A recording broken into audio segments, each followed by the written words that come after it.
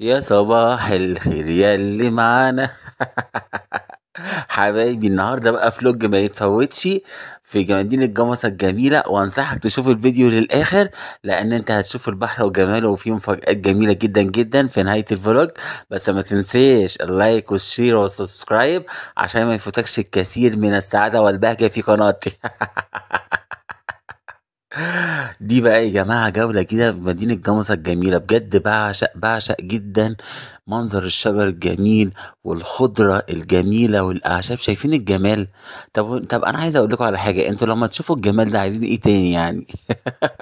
عايزين ايه تاني؟ عايزين ايه تاني من الحياة؟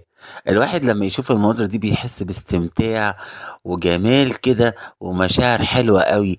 انت فعلا حتى علميا كل ما انت بتقرب من الطبيعة كل ما انت بتشوف الله على الجمال، الله على الجمال. شايفين يا جماعة؟ قلبي يا جماعة، قلبي.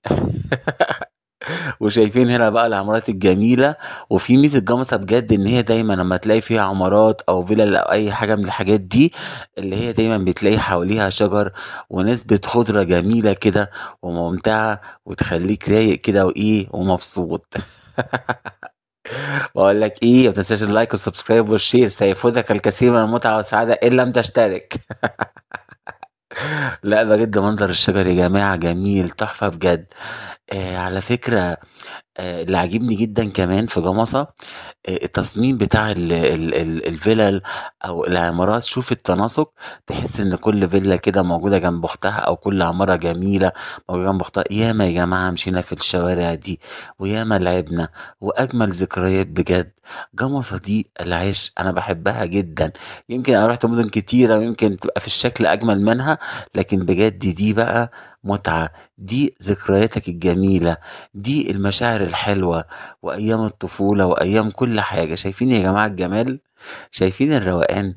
شايفين جمال الشجر؟ شايفين جمال الخضرة الحلوة؟ ده تقريبا ده كمان دوت كان في مدخل جمصة، فما بالكم بقى اللي جوه كمان. بقول لك ايه، اوعى تنسى اللايك والسبسكرايب والشير، اوعى هيفوتك الكثير من البهجة والمساعدة. انا شايفك اهو، اوعى.